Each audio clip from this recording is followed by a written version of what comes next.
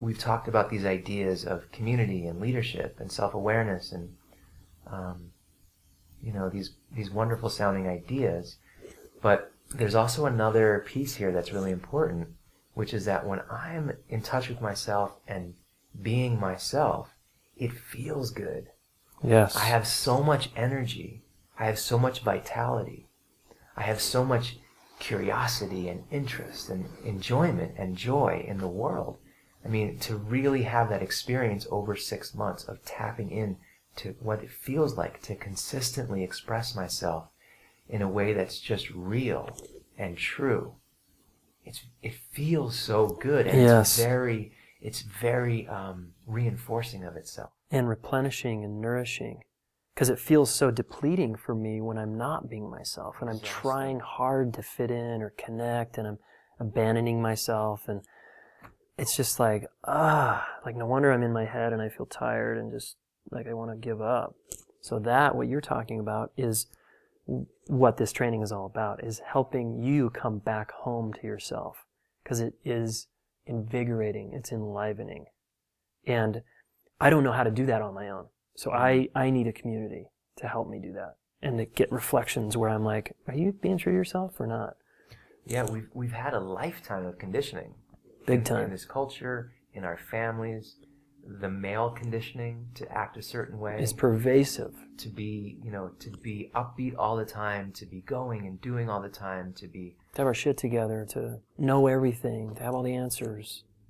Yeah, and so there's a tremendous momentum that we've all taken on through no fault of our own.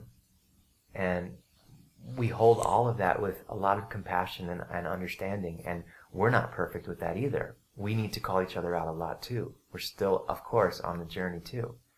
So it's really heroic. It's part of why we call it the hero's journey. I mean, there's a beautiful cycle that we go through in the 6 months, but it's also heroic in a way to risk and stretch in a way that stands apart from all the conditioning that we've received of how we're supposed to be. Yeah, and sometimes when we're that courageous and we actually have the courage to be ourselves in a culture or a neighborhood or a community that doesn't support it, it's intense, because we often can lose relationship.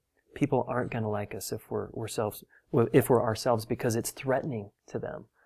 So yeah, there's a transition period between acting how we've always acted and everybody around us liking that and sort of colluding with the habits that we have. Right. And then there's like a moment where we begin more and more to choose to be real and true, and there can be a loss of friendship at that point. But it's worth it, because then we start having true friends that actually want those same things as us. And in the training, we get a huge dose of what it feels like to be with other men who want that. So it's a confidence booster that it's actually possible. And we get friends then that have our back, not our ego's back of our story and our conditioning, but our true self, our essence back.